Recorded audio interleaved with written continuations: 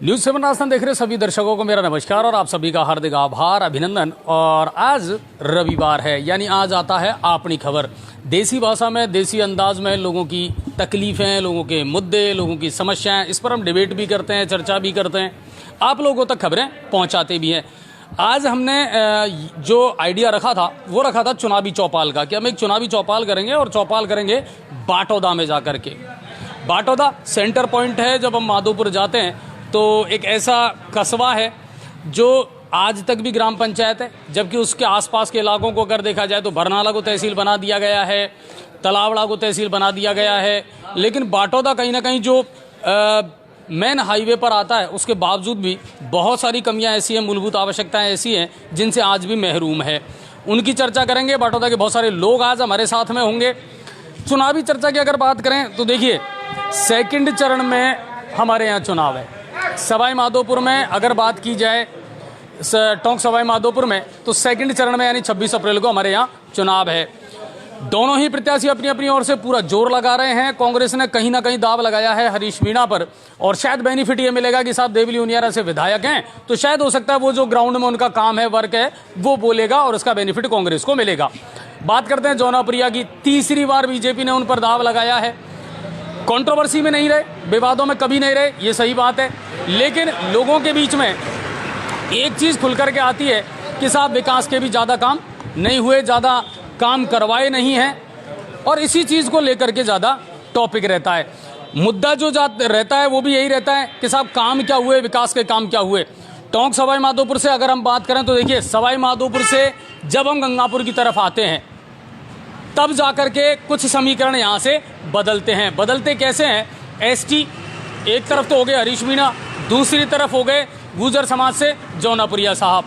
अब समस्या ये है कि क्या विकास के नाम पर वोट मिलेंगे, क्या मोदी के नाम पर वोट मिलेंगे, या फिर कहीं ऐसा तो नहीं कि ये सीट फिर से जातीय समीकरणों में उलझ करके रह जाएंगी। गंगापुर सिटी विधानसभा क्षेत्र की मैं बात करूं, आपको हमको सबको पता है, हमने एनालिसिस किया था, चुनावी विश्लेषण आपको बताया था कि जातीय समीकरण, जातीय फैक्टर जो होता है ना, ये चुनावों में बड़ा मायने रखते हैं। और अब की बार लेकिन अंदर से फिर वही आवाज़ आती है कि साहब हम कैंडिडेट को वोट ही कहाँ दे रहे हैं, हम तो वोट ही मोदी को दे रहे हैं, राम के नाम पर वोट दे रहे हैं, राष्ट्र के नाम पर वोट दे रहे हैं। तो यानी अगर मोदी के नाम पर फिर वोट मिलेगा तो कब तक मोदी के नाम को बनाते रहोगे? सांसदों को काम तो मैदान में करना पड़ेगा, फील्ड में जाकर के जनता से मिलना पड़ेगा। और इन्हीं चीज़ों को लेकर के आज की हमारी ये चौपाल होगी, और बाटौदा के बहुत सारे गणमान्य लोग हमारे साथ में होंगे, वो अपने अपने विचार व्यक्त करेंगे। और हमारे यहाँ से जो स्थानीय रिपोर्टर हैं उनको भी मैं बुलाना चाहूँगा। अशोक जी हैं जो यहाँ से देखते हैं, और इसके अलावा विष्णु जी हैं, आइए और थोड़ा सा ज्वाइन करिए। और पहले आपसे मैं यहाँ के जो समीकरण है वो जानना चाहूँगा। सबसे पहले तो मुझे ये बताइए, आज जब मैं यहाँ आया तो मैंने लोगों से मालूम करा था कि देखो बरनाला तहसील बन गया, तलावड़ा तहसील बन गया, जबकि बाटौदा इन दोनों से शायद अच्छा खासा बड़ा कस्बा है, उसके बावजूद भी कई चीज़ों से महरूम है आज भी बाटौदा की। अगर हम बात करें, अगर यहाँ के जातीय समीकरण की मैं बात करूँ आसपास की, तो अशोक जी कौन सी कास्ट है जिसका ज़्यादा दबदबा है, या किस बाहुल्य के लोग ज़्यादा रहते हैं? बाटौदा में देखा जाए तो ओबीसी कास्ट जो है, जिसमें माली गुर्जर समाज ये आते हैं, तो मालियों का ज़्यादा दबदबा है अगर बाटौदा के क्षेत्र की देखी जाए। उसके बाद में अगर अपन चलते हैं तो SC ST का मामला सामने आता है, और उसके बाद अगर चलते हैं तो फिर जनरल का बाद में नंबर आता है। जनरल कास्ट यहाँ थोड़ी सा दबदबा कम है, बाकी का SC ST और OBC जो कास्ट है उसका दबदबा यहाँ ज़्यादा है। अच्छा विष्णु जी, अगर यहाँ की आप लगातार रिपोर्टिंग भी करते हैं, खबरें हमारे पास भेजते हैं, यहाँ की रिपोर्टिंग की अगर मैं बात करूँ तो ज़्यादातर जो मामले क्राइम को लेकर के, अपराध को लेकर के स्थिति क्या है? दूसरी बात, यहाँ का सबसे बड़ा मुद्दा एक ही रहा है, और वो रहा है बजरी, अवैध बजरी खनन जो है। और शायद मेरे ख्याल से उसको तो किसी ने छुआ ही नहीं है, ना हरीश जी उसको छू रहे हैं, ना जौनापुरिया साहब उसको छू रहे हैं। बजरी एक बड़ा मुद्दा रहा है, उसको लेकर के क्या कहना चाहोगे? सर क्या बोले, बजरी क्या बोले अवैध निकल रही है, और क्या बोले रातों में यही होकर के हाँ यही होकर है ना, मेन रोड पे को निकलती है और रात को निकलती है अधिकतर सर। तो बजरी खनन जो है ना, ये एक ऐसा मुद्दा है सर, इसको किसी भी प्रत्याशी ने छुआ ही नहीं है। चाहे हरीश जी की बात कर लें, जौनप्रिया साहब है, पहले 10 साल रह लिए खूब, है ना। मुझे तो कभी नहीं लगा कि साहब संसद में उन्होंने कोई इतना बड़ा मुद्दा इसको बनाया होगा या कभी इसको लेकर के इस टॉपिक पर कोई चर्चा की होगी, जबकि बहुत सारे लोगों की मजदूरी और बहुत सारे लोगों का पेट पालन जो है ना वो बजरी खनन से होता है। टोंक और सवाई माधोपुर दोनों ही इलाके ऐसे हैं जिनमें बजरी खनन की बहुत आयत है। चलिए अब लोगों से भी मिलते हैं, लोगों से भी जुड़ते हैं, लोगों से भी जानने का प्रयास करते हैं बाटोदा क्षेत्र के मुद्दे क्या रहेंगे, चुनावों में इस बार क्या कुछ लोग मानस बना करके चल रहे हैं, और कहीं ऐसा तो नहीं कि फिर वही मोदी फैक्टर चलेगा और फिर से बहुतों की नैया पार हो जाएगी। तो बीजेपी से हमारे साथ में हैं, उनको हम सम्मान से इनवाइट करना चाहूँगा मैं कि बीजेपी की आइडियोलॉजी में बिलीव करते हैं और बीजेपी का प्रचार प्रसार भी करते हैं। सर अपना नाम बताएं। मुकेश जायसवाल नाम है मेरा और मैं जीवत से निवासी हूँ, बाटोदा में यहाँ पे स्थानीय निवासी हूँ, भारतीय जनता पार्टी का एक कार्यकर्ता हूँ। सबसे पहले तो आपको बहुत बहुत धन्यवाद कि आपने G7 न्यूज़ पर हमारी भारतीय जनता पार्टी की चुनाव की खबर को चलाया, दोनों पार्टियों की सुध ली और आपने इसको आगे बढ़ाया, जनता तक इस खबर को पहुँचाया, इसके लिए बहुत बहुत धन्यवाद। और मैं इतना कहना चाहूँगा कि जो ये चुनाव ये जातिवाद का चुनाव नहीं है, ये चुनाव क्षेत्रवाद का चुनाव नहीं है, ये देश की गरिमा, देश के वैभव को बचाने की, देश को मजबूत करने की, लोकतंत्र को बचाने की और लोकतंत्र को मजबूत करने का चुनाव है। इसमें मोदी जी के हाथों को मजबूत करने के लिए भारतीय जनता पार्टी का पूरा बच्चा और 7 जात 36 कौम इसमें लगे हुए हैं और हम 25 की 25 सीट भारतीय जनता पार्टी के खाते में डालने के लिए पूरी बीजेपी और सब जाति तैयार है। इसमें कहीं कोई आपको कोई संदेह की बात नहीं है। मैं तो इतना कहना चाहूँगा। एक बात मैं पूछना चाहूँगा जायसवाल जी, आप भी कह रहे हैं कि साहब लोकतंत्र बचाना है, संविधान बचाना है, कांग्रेस भी तो यही कह रही है कि साहब लोकतंत्र बचाना है, संविधान बचाना है। कांग्रेस भी ये कह रही है कि साहब ये जो मोदी है इसने तानाशाही करी है, लोगों को डरा करके रखा है, बल्कि उनका तो ये तक कहना है कि साहब लोकतंत्र और संवैधानिक व्यवस्थाएं जो अगर खराब हुई हैं, दबाव में आई हैं, तो इसकी वजह से आई हैं। इसमें तो भारद्वाज जी वो आपको मैं इतना सा कहना चाहूँगा कि कांग्रेस की दुकान में कोई सामान नहीं बचा है, 25 की 25 सीटों पर कोई लड़ने वाला नहीं बचा है। राजसमंद की सीट को जबरदस्ती टिकट 3-3 को बदल दिया, आपने देखा है। टिकट को एक को दे दिया, दूसरे ने फेंक दिया, तीसरा वापस उसी को फेंक के आ गया, कोई लड़ने वाला ही नहीं है। 25 के 25 टिकट जबरदस्ती दिए। यहाँ इसका एक मायना करोगे, इसमें लड़ने वाला ही नहीं है कोई भी, तो सामने लड़ने वाला ही नहीं है तो फिर कहाँ बचेगा। पहले तो 40 सीट भी आई थी, अब 40 पे भी खुद कांग्रेस ही मान चुकी कि हमारा अब की बार ये मैं मानता हूँ हर चीज़ का एक दौर चलता है। कभी कांग्रेस का दौर चला था, कभी बीजेपी। ये दौर नहीं चल रहा है, ये तो युग चल रहा है। ये आंधी नहीं है तो तूफान चल रहा है। इसमें कोई बच्चा ही नहीं है, इसमें प्रचार करने की जरूरत ही नहीं है। इसको तो लाखों वोटों से बीजेपी जीत रही है, पूरे 5-5 लाख वोटों से। राजसमंद की सीट आपने देखी गई बार दया कुमारी जी के टाइम पे 5.5 लाख वोट से जीती थी। अब आपको लगता है कि कहीं मतलब कांग्रेस का नामो निशान नहीं है। अब ये तो वो कहते हैं ना कि जब पार नहीं पड़ती आदमी की तो ये लोग तो अब आखिरी में फिर ईवीएम पे जाकर ठीकरा फोड़ देंगे कि ईवीएम ऐसी बना दी, किसी को वोट दो, ये तो बीजेपी में जाता है वोट, तो इसका कोई मायना नहीं है। ईवीएम का कोई फैक्टर भी नहीं है क्योंकि सरकार उनकी भी बनती है राज्यों में, तब वही ईवीएम रहती है और वही चीजें रहती हैं। चलिए और एक सज्जन और है हमारे साथ, अपना परिचय दो। प्रकाशन सेन, मंडल महामंत्री भाजपा। ओके, अच्छा आप भी भाजपा से ही है। अब ये बताओ, ये जो मोदी के नाम पर बार बार वोट मांगते रहोगे, राम के नाम पर वोट मांगते रहोगे, आज जब जौनप्रिया प्रिया जी कहीं जाते हैं तो लोग विकास की बात करते हैं कि साहब आप विकास बताओ अपने 10 साल का, तो सिर्फ मोदी फैक्टर चलेगा या विकास बड़ा मुद्दा रहेगा? विकास भी करवाया उन्होंने। हाँ, क्या विकास करवाया 10 साल में? आपको क्या लगता है कितनी योजनाएं बड़ी है जो वो हमारे कम से कम हमारे संसदीय क्षेत्र में लेकर? सवाई माधोपुर जिला में मेडिकल कॉलेज खुलवाया, जौनप्रिया जी ने खुलवाया। पूरे हिंदुस्तान को मिले थे, सारे जिलों को मिले थे। नहीं, कैसे मिल जाएगी? पूरे हिंदुस्तान को मिले थे। एम्स या मेडिकल कॉलेज? हाँ, मेडिकल कॉलेज, ठीक है। और हर चीज उनके माध्यम से हुई है। नहीं, लेकिन केंद्र की योजनाएं लाए हैं, इसमें कोई दो राय नहीं है। व्यक्तिगत उपलब्धि तो मेरे ख्याल से। और आप एक बात मुझे बताइए, आप कहाँ रहते हैं? यहीं रहते हैं ना? आप बताइए, हमारे इलाके का सबसे बड़ा मुद्दा तो बजरी खनन था। बजरी खनन को लेकर के आज तक 10 साल में कोई पहल क्यों नहीं हो पाई? चलिए, पहले अदालत में मामला चला तो मामला बंद हो गया, बजरी खनन पे रोक लगा दी। उसके बाद में लीज आवंटित होने लग गई, ठेका भी होने लग गया, बजरी फिर भी आने लग गई। बजरी कभी बंद हुई नहीं थी, लेकिन बजरी माफिया पनपता चला गया। क्या ये एक बड़ा मुद्दा नहीं था जिसको उठाया जाना चाहिए था, इस पर काम होना चाहिए था? बजरी माफिया जब कांग्रेस सरकार थी जब भी तो ज़्यादा चला, ये बीजेपी सरकार में तो है नहीं, अभी बंद है। नंबर 1 में चल रहा है, जो टेंडर प्रक्रिया अधीन है उसके हिसाब से। नहीं, लेकिन फिर आज लेकिन प्रभाव ज्यादा पड़ा नहीं ना। बजरी तो वैसे ही आम आदमी को तो उतनी भी सस्ती नहीं मिल रही ना जितनी पहले मिला करती थी। स्थिति तो वही है। मेरी बात ये सुनो आप कि आम जनता जब टेंडर हो गया उसका, अब टेंडर की प्रक्रिया तो पूरी होगी उसकी, उसके बाद में तो होगा। तो आपको लग रहा है कि अब ये प्रॉब्लम सॉल्व हो जाएगी? प्रॉब्लम सॉल्व तो सरकार करेगी। हाँ, तो सरकार से ही तो सवाल है हमारा। और सवाल किससे है? अब भजन लाल की सरकार डबल इंजन सरकार बन गई अब तो आपकी। अभी तो बैठी है भाई साहब। हाँ, तो टाइम लगेगा, थोड़ा टाइम तो लगेगा उसके लिए नहीं, बिल्कुल मैं आपसे पूछूंगा, बिल्कुल पूछूंगा। अच्छा, और जो आए ना हमारे युवा, इनसे भी पूछ लेते हैं, ठीक है ना? आप बताओ, अपना नाम बताओ। दीपक गुप्ता। दीपक भाई, क्या काम करते हो? मैं बिजली के अंदर हूँ, मैं कंप्यूटर ऑपरेटर। Computer operator. अच्छा, एक बात बताओ, बेरोजगारी और महंगाई, इसको लेकर के भी बहुत हल्ला होता है। अरे साहब, बेरोजगारी और महंगाई पर कोई कुछ नहीं बोलता, क्यों? बेरोजगारी और महंगाई कितना बड़ा मुद्दा है? सर वो तो मानता हूँ बेरोजगारी मुद्दा है, पर ना जबकि कांग्रेस आई है ना, हमेशा कुछ करके नहीं लाई। जब भी बीजेपी आई है हमेशा करके लाई है हमारे लिए, जो भी लाई है। तो रोजगार मिला है? हाँ मिला है, बीजेपी राज्य में मिला है मेरे को। मोदी के शासन पर बिलीव करता है युवा? बिल्कुल करता है। हाँ बिल्कुल। जब पेपर लीक हो रही है, हाँ, पेपर लीक तो एक बड़ा मुद्दा रहेगा, बड़ा मुद्दा रहेगा। आप आए सर, इधर आए, मेरे साथ आए पीछे। एक बात तो ये पहले अपना नाम बताओ। मैं पंकज कुमार स्वर्णकार पंकज जी सोनी। अच्छा, पंकज भाई यहीं रहते हो? बिल्कुल लोकल यहाँ का ही हूँ। 100 बात की एक बात ये है कि चुनाव लोकसभा का है, राज्यसभा का नहीं है। पहली बात, हमें देश के प्रधानमंत्री का चुनाव करना है। हाँ, बिल्कुल। तो हमको देश में, हमें मोदी से कुछ नहीं चाहिए, बीजेपी से कुछ नहीं चाहिए, लेकिन हमेशा मोदी चाहिए। मतलब ये चुनाव मोदी के नाम पर लड़ा जाएगा? बिल्कुल 100% लड़ा जाएगा। ये देश के प्रतिनिधित्व का है, ना कि राज्य का है। तो हमें मोदी से तो कुछ नहीं चाहिए, लेकिन हमेशा मोदी चाहिए। तो एक बात मुझे बताइए, क्या विकास के मुद्दे, बेरोजगारी, महंगाई, ये बड़े इशू नहीं है रहने वाले? वो राज्य का सिस्टम है। अभी चुनाव लोकसभा का, लेकिन योजनाएं तो केंद्र सरकार की भी बनती है ना। बिल्कुल अच्छा है। वहाँ गवर्नमेंट बीजेपी की हो या कांग्रेस की हो, उनकी दृष्टि में तो सभी जगह वो आपको फंड दे रहे हैं। ये नहीं कि मेरी कांग्रेस की सरकार ने, कांग्रेस की बीजेपी की नहीं तो उसको फंड नहीं दिया।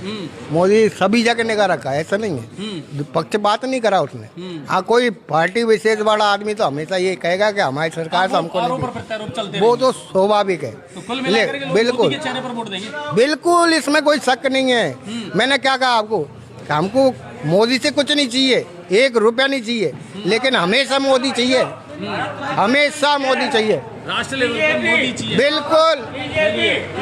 अच्छा, ये जो तमाम लोग हैं, अच्छा इसमें मैंने बहुत सारे कांग्रेस वालों को भी इनवाइट किया था। सर आप भी अपना नहीं, आप अपना नाम बताएं। अनिल कुमार गुप्ता। अनिल भाई क्या करते हैं? अपनी बिल्डिंग मेटेरियल की शॉप है, यही बिजनेस गाँव में जी। ठीक है, आप व्यापारी वर्ग से आते हो, आप मुझे बताओ, व्यापारी कितना संतुष्ट है या नहीं है मोदी के शासनकाल में? मोदी के शासन में सर बिल्कुल संतुष्ट है, संतुष्ट है बिल्कुल। जीएसटी लगाना बोले साहब, वो कुछ भी नहीं है, वो कुछ भी नहीं। वो टैक्स उसका सर नाम बदला है, बाकी टैक्स तो पहले वही था, टैक्स आज ही वही है। उसका केवल नाम जीएसटी में इंक्लूड किया है, बाकी टैक्स कुछ भी नहीं बढ़ा है। जबकि आपको लगता है व्यापारी संतुष्ट है? व्यापारी संतुष्ट है। व्यापारी, अच्छा एक चीज फैक्ट निकल करके आती है कि साहब फिर महंगाई इतनी बढ़ गई है। आप देखो साहब, पेट्रोल डीजल के दाम, इन चीजों को अगर लोग इशू बनाते हैं तो आपको नहीं लगता ये मुद्दे हैं बड़े? ये कोई बड़ा मुद्दा नहीं सर। पिछले 15 सालों में जो महंगाई हुई ना, उसके मुकाबले इन 10 सालों में कम महंगाई हुई है। भाई जो और देशों की जीडीपी है उसके अनुसार महंगाई बनना स्वाभाविक है। महंगाई जितना पेट्रोल का दाम कांग्रेस सरकार में बढ़ा था कि 22 रुपये लीटर से 65 रुपये लीटर हो गया, तो मोदी जी ने तो 10 सालों में मात्र 30 रुपये बढ़ाया है। उन्होंने तो 3 गुना कर दिया, 22 थी 66 कर दिया। मोदी ने तो मात्र 35 रुपये बढ़ाए। तो और देशों के अनुसार तेल तो बढ़ेगा, महंगाई तो बढ़नी ही है, जनसंख्या बढ़ रही है तो महंगाई तो बढ़ेगी। अब का जो वोटर है इस बार, देखो कांग्रेस ने तो हरीश मीणा मैदान में उतार दिए और बीजेपी ने वापस दाव जौनाप्रिया पे लगाया। 10 साल का अपन ने शासन में जौनाप्रिया साहब का भी देखा है। आपको क्या लगता है, जौनाप्रिया के काम पर या फिर वही मोदी के नाम पर? सर मोदी के नाम पर। अच्छा, मोदी के नाम पर वोट मिलेगा सर, बिल्कुल मिलेगा। मोदी धोनी के नाम पर मोदी कुल मिला करके ये है। जौनपुर जाओ जब मोदी। हाँ बिल्कुल बिल्कुल बिल्कुल। जैसे आप यहाँ खड़ा हो, या जौनपुर जी की देना हमारा यहाँ। अच्छा, जौनपुर जी की देना हमारा यहाँ। अच्छा, इसके अलावा और आदर्श तालाब, मॉडर्न तालाब बनाया है जौनपुर जी ने हमारे गांव के अंदर। अच्छा, वो उन्होंने बनाया था सांसद महोदय ने, और जौनपुर जी ने, जौनपुर जी ने तो करके फंड को दिया है। पूरा विकास सर जी जौनपुर ने जो काम किया है ना, ये तो है कोई आज तक कोई सांसद ने किया ही नहीं हमारे यहाँ तो। अच्छा, तो एक बात मुझे बताओ, जौनपुरिया के काम पर वोट दोगे या मोदी के नाम पर वोट दोगे? तो जौनपुरिया का वोट के ऊपर काम के ऊपर वोट देंगे सर, जौनपुरिया का काम के ऊपर वोट देंगे हम। लेकिन हरीश जी भी तो अपने ही हैं, यहीं के ही हैं, लोकल। वो छोड़ो लोकल फोकल की बात छोड़ो, आप लोकल फोकल की छोड़ो बात। वो कल बीजेपी में था, कल हमारी पार्टी में था वो आदमी। कहाँ से सांसद पहली बार बने वो? हमारी पार्टी में था कल वो हमसे धोखाबाजी करके वो हमको ही छोड़ गया। वो किसका आदमी है? कोई का आदमी नहीं है वो, किसी का नहीं है वो। हरीश मीणा किसी का नहीं है वो, किसी का नहीं है जो वो हरीश। कुल मिलाकर के ये है कि ये दिल के जज्बात है लोगों के जो निकलते हैं, और बात बीजेपी और कांग्रेस की नहीं है। बात यह है कि जनता अब बहुत समझने लगी है, बहुत जागरूक होने लगी है, और जनता एक एक चीज को समझती है। देखिए, जनता पिछले 10 साल 15 साल के सारे आंकड़े भी तैयार रखती है कि 10 साल पहले आप किस पार्टी में थे, अब आप किस पार्टी में आ गए, 10 साल में आपने काम क्या किया है। सारी चीजों को जो है लोग समझते भी हैं, जानते भी हैं। आप कुछ कहना चाह रहे थे पहले? Vote for BJP. बिल्कुल बिल्कुल, वोट फॉर बीजेपी। यहाँ नारे नहीं लगाने सर।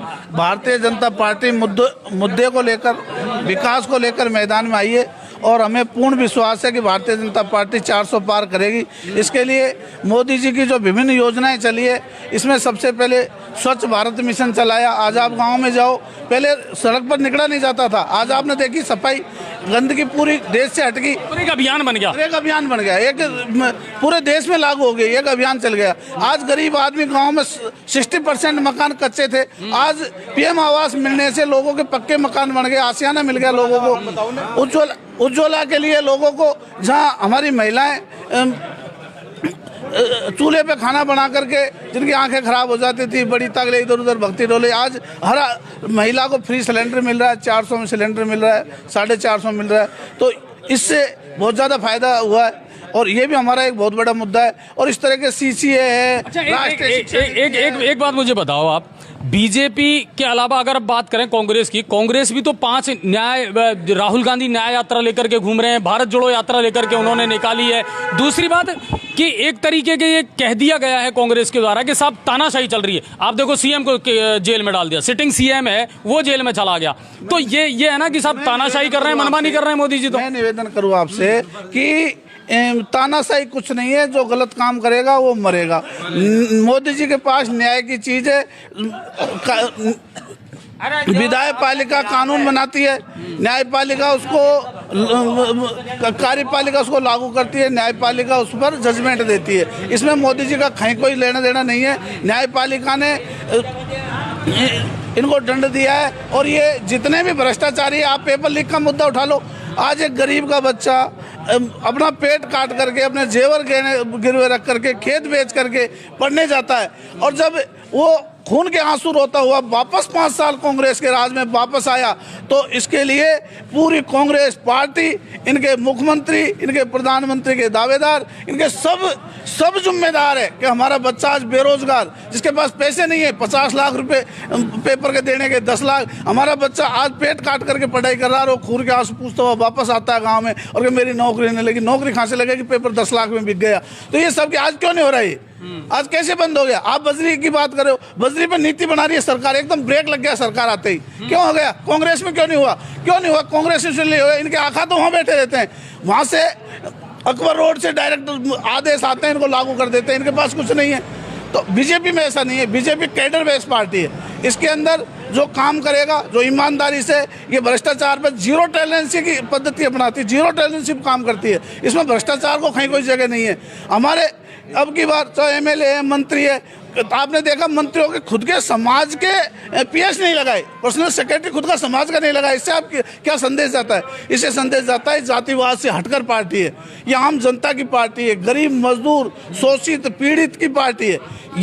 ये पार्टी सबको न्याय देने के लिए कुल मिलाकर के एक बात मैंने सीखी है, और मैं देखता हूं कि समय बहुत बदला है, और अब लोग बहुत जागरूक हो गए, लोगों में बहुत सारा। अब देखिए, जायसवाल जी जो बता रहे हैं ना, ये ऐसी चीजें हैं, ऐसे आंकड़े, हालांकि बीजेपी से जुड़े हुए हैं, तो बीजेपी के सपोर्टर हैं, तो बीजेपी की सारी चीजों को बिल्कुल रटी रटाई जो चीजें हैं ना, बिल्कुल याद है, फैक्ट है। लेकिन सबसे बड़ी बात यह है कि जो हुआ धरातल पर, वो कंटिन्यू याद रखना, उस चीज़ को जाहिर कर पाना, ये भी इतना आसान काम नहीं होता है। और अब जनता बहुत सीख गई, बहुत समझ गई है, और अब जनता बहुत सोच समझ करके अपने मत का इस्तेमाल करती है। वो गए ज़माने जब पहले चला करता था। अच्छा, अब आप अपने इलाके की अगर बात करें, आप लोग आ जाएं सर। हमारे इलाके में अजय जी ऐसा है कि हमारे ये बरनाला मंडल में आता है, बामनवास विधानसभा क्षेत्र के बरनाला मंडल में आता है। गए विधानसभा चुनाव गए, अभी कुछ हमारी कमी रही कि हम 7200 वोट से हम चुनाव यहाँ हार गए, जबकि अब ऐसा नहीं होगा, हम यहाँ भारी मार्जिन से चुनाव जीतेंगे। जबकि कैंडिडेट लोकल है यहाँ के, हरीश जी यहाँ के रहने वाले हैं, डीजी रहे हैं, हमारी पार्टी से लड़े हैं, उसमें छवि बनाई है, बीजेपी में छवि बनाई है, फिर वो वापस कांग्रेस में आ गए, उस छवि को वो कांग्रेस में लागू करना चाहते हैं, तो वो फायदा उनको नहीं मिलेगा।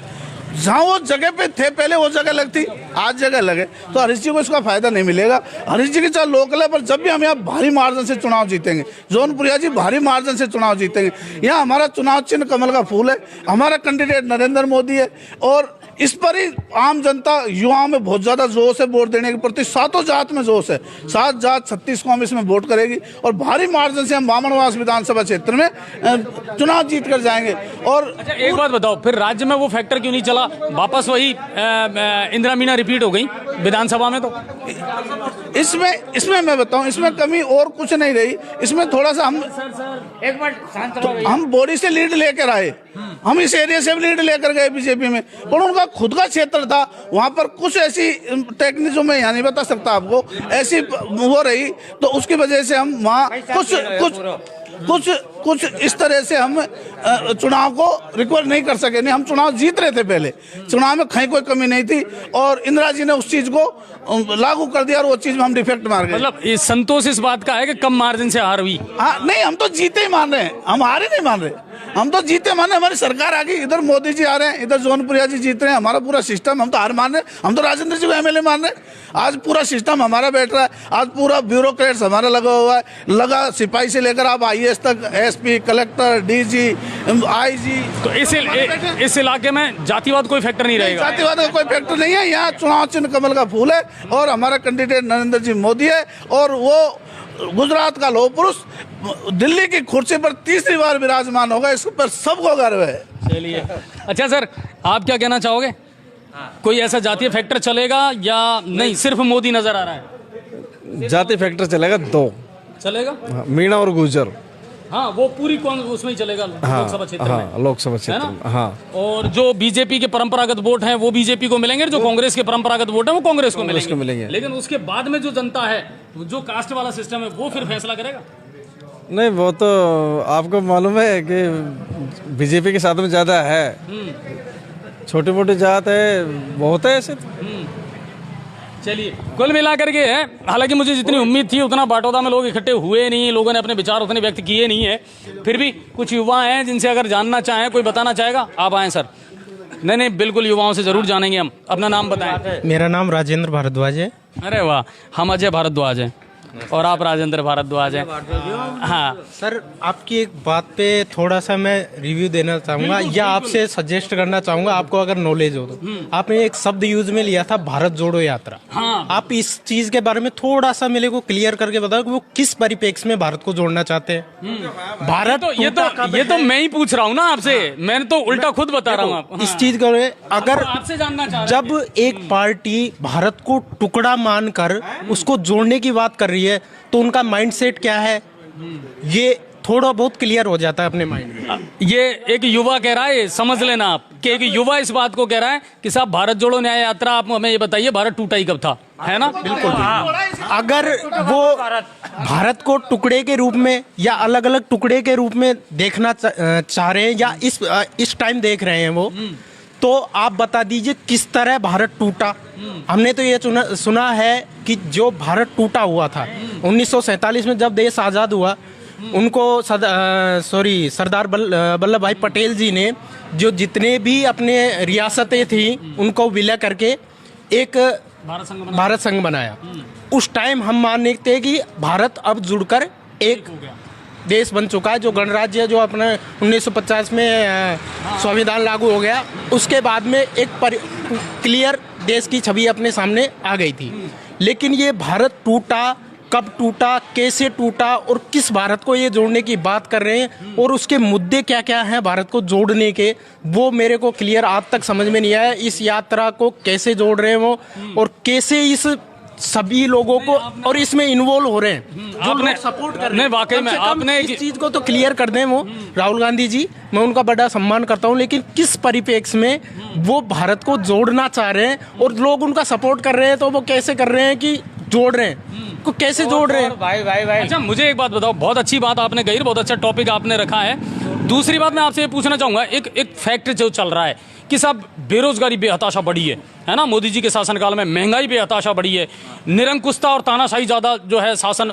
मोदी के शासनकाल में देखने को मिला है। एक युवा क्या सोचता है इस बारे में? देखो सर, आज के परिप्रेक्ष्य में मैं देखूं 2020 के बाद, अब ऑल ओवर वर्ल्ड की बात कर रहा हूं मैं, आप महंगाई दर, हाँ कोरोना के बाद की बात कर रहा हूँ, कोरोना के बाद में महंगाई दर और जीडीपी ऑल ओवर वर्ल्ड की बात कर रहा हूँ किस स्तर पर है और आज इंडिया के किस स्तर पर है, आपको खुद पता चल जाएगा कि महंगाई कितनी बढ़ी है कितनी नहीं बढ़ी। केवल 3-4 साल की बात कर रहा हूँ, यानी फैक्ट जो है वो इम्पोर्टेंट है। बिल्कुल। अगर आप और देशों के परिप्रेक्ष्य में देखोगे तो भारत में महंगाई जो बढ़नी चाहिए थी ना, वो 20% भी नहीं बढ़ी है, 20% भी नहीं बढ़ी है। जो आप कहते हैं ना महंगाई उच्च स्तर पर पहुंच गई। और जैसे अभी एक भैया ने बताया था कि वो कुछ आंकड़े दिए थे अनिल जी ने कि कांग्रेस ने जब छोड़ी तो उस टाइम और उसके 10 साल पहले का अगर रेशियो निकालोगे तो महंगाई कितनी बढ़ी थी और इन 10 साल में कितनी बढ़ी है, तो आपको अंदाजा लग जाएगा कि महंगाई कब से निरंतर इंडिया में बढ़ रही है। और इसका सबसे बड़ा कारण क्या है? सबसे बड़ा कारण है जनसंख्या वृद्धि। कि सबसे बड़ा फैक्ट यही है, क्योंकि देखो पहले के टाइम में बेरोजगार किसको माना जाता था? जो पढ़ा लिखा है, ग्रेजुएट है और उसको रोजगार नहीं मिल रहा है। आज आपको पता है कि लिटरेसी रेट अपनी कितनी बढ़ चुकी है, हर कोई बंदा है वो ग्रेजुएट हो चुका है और वो ग्रेजुएट होने के बाद में अगर उसको जॉब नहीं मिलती है तो वो बेरोजगार मानता है अपने आप को। और अपने इंडिया के अंदर तो ये सबसे बड़ी चीज मानी जाती है कि जिसकी गवर्नमेंट जॉब नहीं लगी, खासतौर पर अपने एरिया में, कि जिसकी गवर्नमेंट जॉब नहीं लगी है वो बेरोजगार है। क्यों भाई? कोई छोटा मोटा बिजनेस कर रहा है, एक चाय की थड़ी भी चला रहा है, तो उसकी इनकम 15 से 20 हजार 30 हजार तक भी पहुंच रही है, तो वो भी बेरोजगार कह रहा है अपने आप को। अगर उससे दिल से पूछोगे ना तो वो बेरोजगार बताएगा अपने आप को। नहीं नॉलेज, मैं प्राइवेट कॉलेज में पढ़ाता हूँ, अच्छा ठीक है, ITI कॉलेज में प्रिंसिपल हूँ। मेरी सैलरी उतनी हाई नहीं है, लेकिन मैं कभी अपने आप को बेरोजगार नहीं मानता। ये एक बहुत बड़ी बात है। हमारे देश में ये एक माइंड सेट बन गया कि जिसके पास सरकारी नौकरी है ना वही रोजगार है, सरकारी नौकरी के अलावा अगर आप कुछ भी करते हैं तो आप बेरोजगार हैं। ये बड़ा एक ऐसा आउट ऑफ, खास तौर पे अपने राजस्थान के अंदर तो यही माना जाता है। तो आपको मतलब एक युवा होने के नाते आप ये कह सकते हैं कि रोजगार की कोई कमी नहीं है, खूब है अगर आप करने वाले के लिए कोई कमी नहीं है। अगर बंदा एफर्ट लगाएगा अपनी स्किल्स को डेवलप करके किसी क्षेत्र में, जिस क्षेत्र में वो अच्छा है उस क्षेत्र में कार्य करेगा, तो अपने आप उसको रोजगार सृजन करने की जरूरत नहीं पड़ेगी, ऑटोमेटिकली वो रोजगार के क्षेत्र में अपने आप चले जाएगा। अच्छा, एक चीज और आ रही है निकल करके, आप युवा हैं, पढ़े लिखे भी हैं और बहुत फैक्चुअल जो बातें हैं ना वो आप कर रहे हैं। एक बात मुझे बताइए, ये जो अब नया दौर चल रहा है, अभी का जो हाल ही में आया है कि साहब एक सिटिंग MLA मुख्यमंत्री को आपने जेल में भेज दिया, आप इतना क्यों डर गए कि आप साहब किसी को भी जेल में डाल रहे हैं, आप ऐसे कानून लेकर के आ रहे हैं जिससे आप कहीं ना कहीं ऐसा लग रहा है कि साहब आप तानाशाही कर रहे हैं, है ना? तो ये जो ये है, ये क्या है? जितनी मेरे को नॉलेज है उस केस में, आप केजरीवाल जी के बारे में बात कर रहे हैं, बिल्कुल उसके बारे में मैं बताऊं तो जितनी मेरे को नॉलेज है, जनवरी से लेके अप्रैल तक अभी प्रेजेंट टाइम में उनको 7 नोटिस भेजे हैं, जहां तक मेरे को पता था 9 सम्मन भेजे, 7 या 9।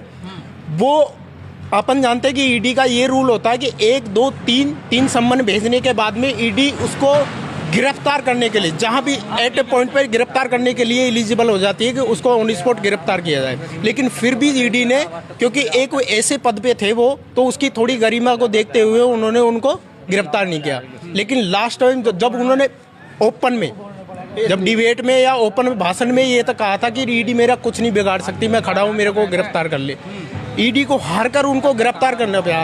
अब ये मान लीजिए आप अगर स्वच्छ हैं, अगर आप क्लियर हैं तो मैं ये मानता हूँ, चाहे मैं हो, चाहे आप हो, चाहे ये भैया हो, अगर क्लियर है तो कोई कुछ नहीं बिगाड़ सकता। अगर आपने थोड़ा सा भी गलत किया होगा तो आप 100% शक के दायरे में आएंगे, और शक के दायरे के बिना पे तो आपने जो भी गलत किया है उसकी सजा आप भुगतोगे। अच्छा, अब एक चीज का और मुझे आप वो दे दीजिए जाते जाते, ग्लोबली अगर वैश्विक स्तर पर देखा जाए, भारत की जो साख बनी है, जिसको लेकर के लोग ये कहते हैं आज भी कि साहब आज जो भारत का सम्मान है, जो ग्लोबल रेटिंग हमारी है वो बहुत एक्स्ट्रा है, तो क्या लगता है एक युवा को कि हाँ है वाकई में पहले की बजाय हमारे देश की जो वैल्यूएशन है, रैंक है, रेटिंग है, वो औसम हुई है? उसके बारे में मैं कुछ कहना ही नहीं चाहता हूँ, आप सबको विदित है, लेकिन आज की टाइम में अपन सब समझ नहीं पा रहे हैं कि विश्व स्तर पर अपना सम्मान हो रहा है, उसका अपन को क्या फ़ायदा मिलेगा।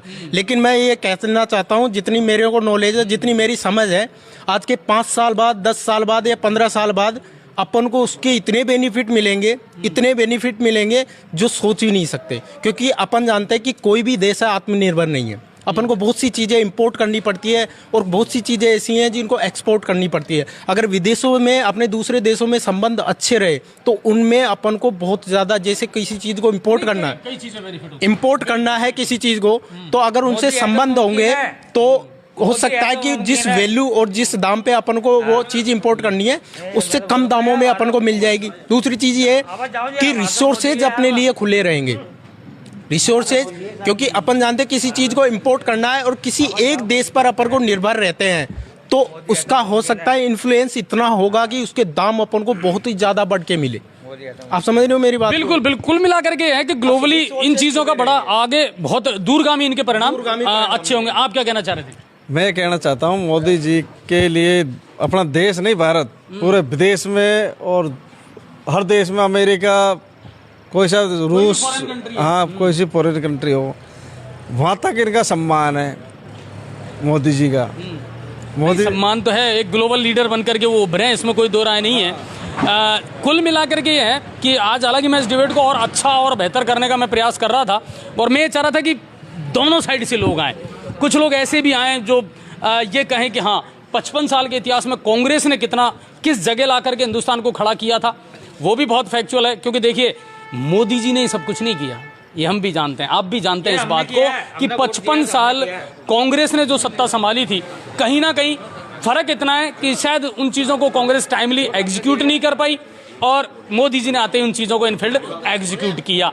तो मैं ये चाह रहा था कि सारे लोग आते, मिलकर के चर्चा होती तो ज़्यादा मज़ा आता और बहुत अच्छा रहता और एक निष्पक्ष चर्चा हो पाती, लेकिन वो निष्पक्ष उतना नहीं हो पाया। ये आप भी समझ रहे होंगे और मैं भी समझ रहा हूँ इस बात को। लेकिन युवाओं ने आज हमारा यहाँ बिल्कुल मन प्रसन्न किया है और इसलिए किया है कि फैक्चुअली और तथ्यात्मक जब आप चीज़ें बात करते हैं तो फिर उस चीज़ को समझना भी आसान हो जाता है, चाहे वो बेरोजगारी की बात है, चाहे वो महंगाई की बात है, या ग्लोबल लीडरशिप की बात है, या दूरगामी परिणामों की बात है। तो ये चीज़ें जब फैक्चुअली आप रखते हो ना सामने फैक्ट के दायरे पर, तो ये चीज़ें लोगों को समझ में आती है। कुल मिलाकर के ये है कि अगर हमारे यहाँ की अगली परफॉर्मेंस की अगर हम बात करें तो आज भी बीजेपी का हर व्यक्ति यही कहता है कि साहब चुनाव जो हैं, वोट जो हैं, मतदान जो है, वो तो सिर्फ मोदी के चेहरे पर होंगे, मोदी ही बेस्ट कर सकता है। ये बीजेपी के लोगों का मानना है, उनका समर्थन भी है।